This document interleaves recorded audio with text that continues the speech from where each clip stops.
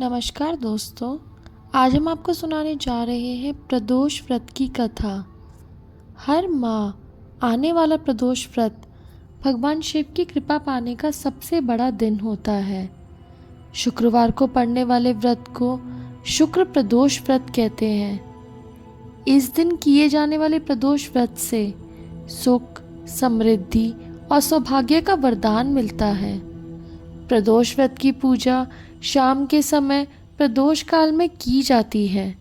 यह प्रदोष सूर्य अस्त से लगभग 1 घंटा पहले का समय होता है, जो प्रदोष काल कहलाता है।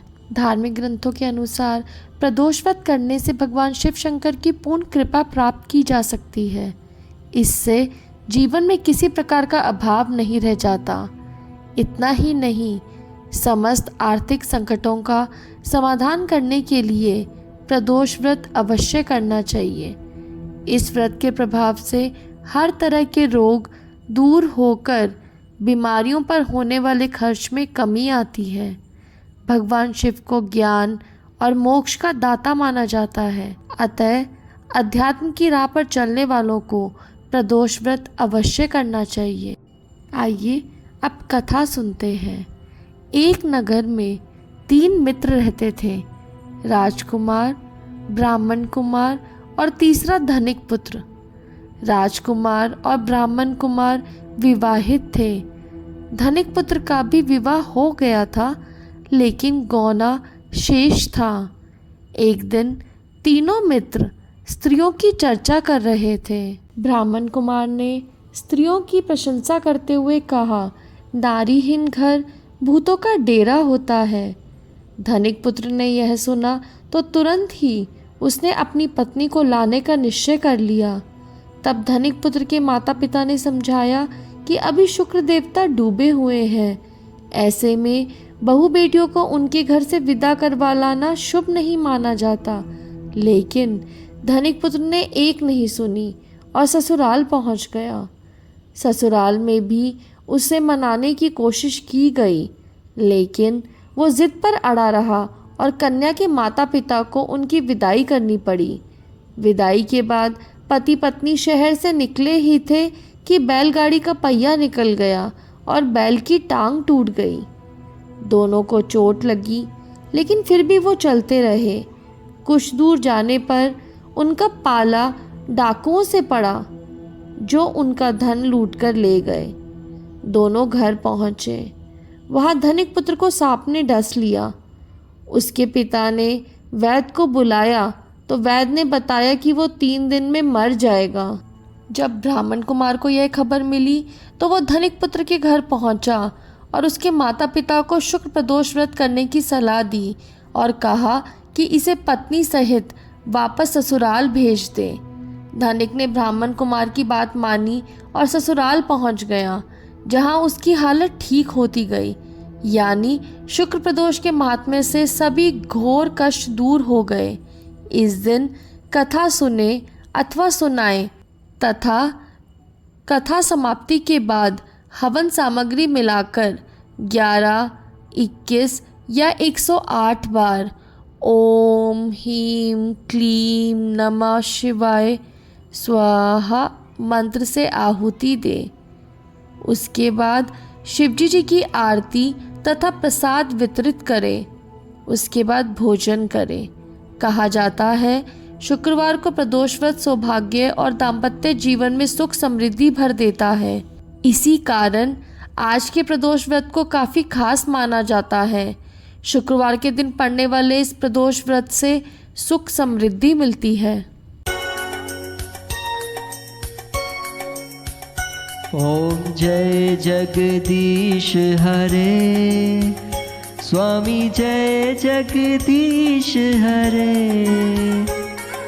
भक्त जनों के संकट, दास जनों के संकट क्षण में दूर करे। ओम जय जगदीश हरे। ओम जय जगदीश हरे, स्वामी जय जगदीश हरे। भक्त जनों के संकट, दास जनों के संकट क्षण में दूर करे। ओम जय जगदीश हरे। जो ध्यावे फल पावे, दुख बिन से मन का, स्वामी दुख बिन से मन का। सुख संपत्ति घर आवे, सुख संपत्ति घर आवे, कष्ट मिटे तन का। ओम जय जगदीश हरे। माता पिता तुम मेरे, शरण कहूँ मैं किसकी, स्वामी शरण कहूँ मैं किसकी। तुम बिन और न दूजा, प्रभु बिन और न दूजा, आस करूँ मैं जिसकी। ओम जय जगदीश हरे। तुम पूरन परमात्मा, तुम अंतर्यामी, स्वामी तुम अंतर्यामी। पार ब्रह्म परमेश्वर, पार ब्रह्म परमेश्वर, तुम सबके स्वामी। ओम जय जगदीश हरे। तुम करुणा के सागर, तुम पालन करता, स्वामी तुम पालन करता। मैं मूरख फल कामी, मैं सेवक तुम स्वामी, कृपा करो भरता। ओम जय जगदीश हरे। तुम हो एक अगोचर, सबके प्राणपति, स्वामी सबके प्राणपति।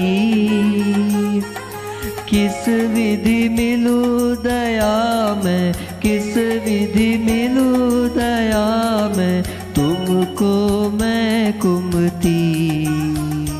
ओम जय जगदीश हरे।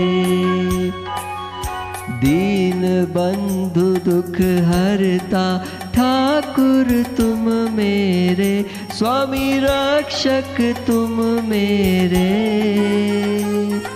अपने हाथ उठाओ, अपने शरण लगाओ, द्वार पड़ा तेरे। ओम जय जगदीश हरे। विषय विकार मिटाओ, पाप हरो देवा, स्वामी कष्ट हरो देवा। श्रद्धा भक्ति बढ़ाओ, श्रद्धा प्रेम बढ़ाओ, संतन की सेवा। ओम जय जगदीश हरे। ओम जय जगदीश हरे। स्वामी जय जगदीश हरे। भक्त जनों के संकट, दास जनों के संकट क्षण में दूर करे। ओम जय जगदीश हरे। ओम जय जगदीश हरे। स्वामी जय जगदीश हरे। भक्त जनों के संकट, दास जनों के संकट क्षण में दूर करे। ओम जय जगदीश हरे।